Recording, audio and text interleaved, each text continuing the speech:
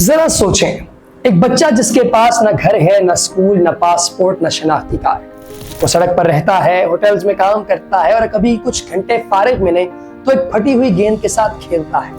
پھر ایک دن کسی نے اس بچے میں کچھ دیکھا، اسے ٹرائل دینے کو کہا اور اگلے کچھ مہینوں میں وہی بچہ انگلینڈ کے ایک بڑے اسٹیڈیم کی سبز گھاس پر ویسٹ ہیم، ایسٹن ولا اور لیڈز یونائٹڈ کے یوتھ کھلاڑیوں کے سامنے کھڑا تھا اور پاکستان کا جھنڈا لہرا رہا ہے۔ یہ کسی فلم کی کہانی نہیں ہے دوست، یہ ان بچوں کی حقیقت ہے جنہیں پاکستان اسٹریٹ چائلڈ فٹ بال ٹیم کہا جاتا ہے۔ یہ ٹیم مسلم بینڈز نامی برطانوی مسلم فلاحی ادارے کے میدان پروگرام کے تحت بنائی، جو پاکستان میں کمزور اور سڑک پر رہنے والے بچوں کی مدد کے لیے کھیل کو ذریعہ بناتا ہے۔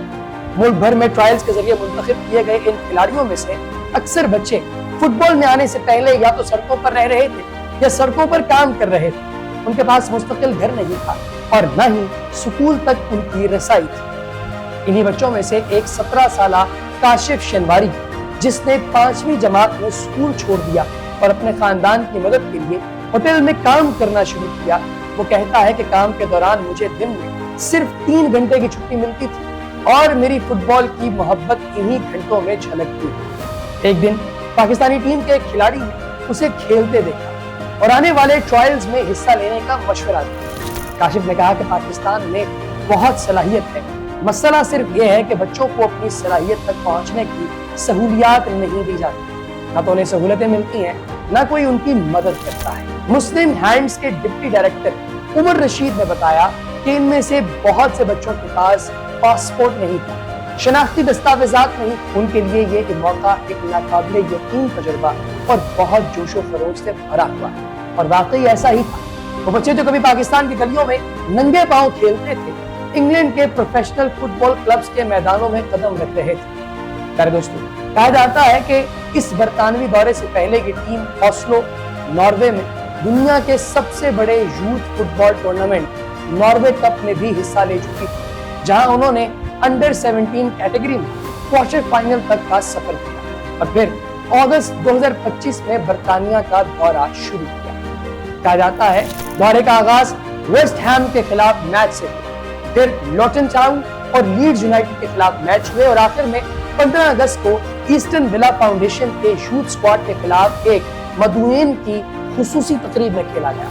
یہ match spirit of Pakistan week کا حصہ تھا، جو برطانوی پاکستانیوں کی خدمات کو خراج تحسین پیش کرنے کے لیے منعقد کیا گیا۔ لوٹن ٹاؤن کمیونٹی ٹرسٹ کے سربراہ ڈینیل ڈگلس نے کہا کہ ان نوجوان کھلاڑیوں کی استقامت اور صلاحیت کو خراج دینا اور ان کے ساتھ ہمارے مشترکہ اقدار یعنی شمولیت، خواہش اور امید کو منانا ایک قابل فخر موقع ہے۔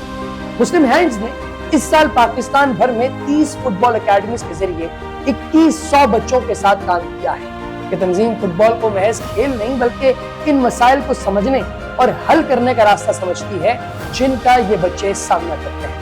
مسلم ہینڈز کا اسٹریٹ چائلڈ پروگرام اب نائجیریا، انڈونیشیا، سری لنکا اور نائجیریا تک بھی پھیل چکا ہے۔ یہ بچے جو فٹ بال سے پہلے بس ایک اعداد و شمار تھے، غریبی کی فہرست میں ایک نمبر تھے،